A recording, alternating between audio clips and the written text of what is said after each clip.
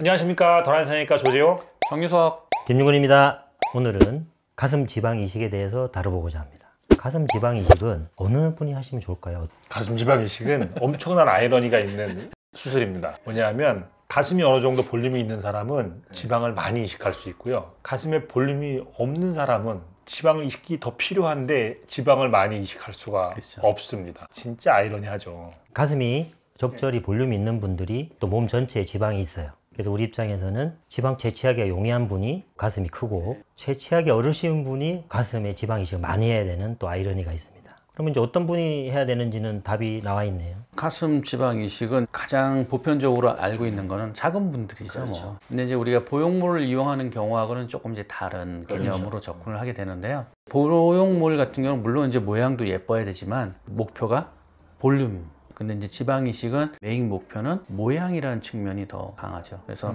자연스럽게 둥근 모양을 만들기를 이제 원하시는 분들. 그 다음 이제 많이 하시는 경우가 가슴 보형물로 수술을 했는데 너무 티가 나는 분들이 보형물 주변에 지방을 이식을 해서 좀 더 자연스럽게 그런 경우에 저희가 지방 이식을 해볼 수가 있습니다. 그러면 이제 몇 번 지방 이식을 할 수 있나? 무제한이죠. 실제로 저희 병원에서 가슴 지방 이식을 제일 많이 하셨던 분이 4번인가요? 네. 4번. 그분 같은 경우는 A컵인데 거의 풀 B, 거의 C컵 가까이 됐었죠.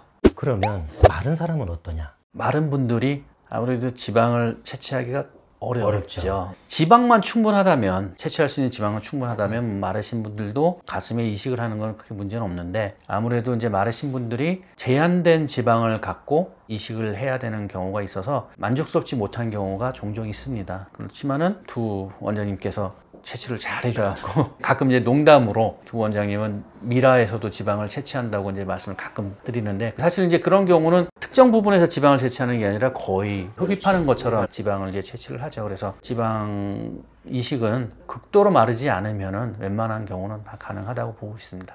그러면 이제 더라인만의 자랑이라고 할 수 있는 줄기세포 지방 이식하고 일반 지방 이식의 장단점. 그러니까 지방이 좀 부족하면은 부족한 지방을 양으로 승부하는 게 아니라 생착을 조금이라도 더 잘 되게 이제 만들어주는 게 좋잖아요. 그럴 때 이제 우리가 줄기세포의 도움을 많이 받습니다. 우리가 임상적으로도 결과를 만들어낸 부분이지만 해외 논문에도 분명히 생착률에 대한 영향을 주고 있다. 그래서 줄기세포를 함께 이식을 해주게 되면 생착률도 좋아지고 뭉치거나 섬유화되거나 부작용이나 이런 것들도 감소시켜주고 줄기세포를 함께 이식해주는 것이 훨씬 더 결과도 좋고 예후도 좋습니다. 지방을 잘 다루는 병원이 줄기세포도 잘 다루고 이식했을 때 줄기세포를 사용하면 생착률도 올리고 부작용도 줄이고 특히나 가슴 쪽 지방 이식에 줄기세포가 탁월하게 작동을 하는 것 같아요. 그쵸. 왜냐하면 얼굴은 워낙에 소량을 이식을 하고 물론 줄기세포를 같이 이식하면 더 잘 살겠지만 그냥 이식해도 얼마큼 결과를 우리가 기대할 수 있거든요.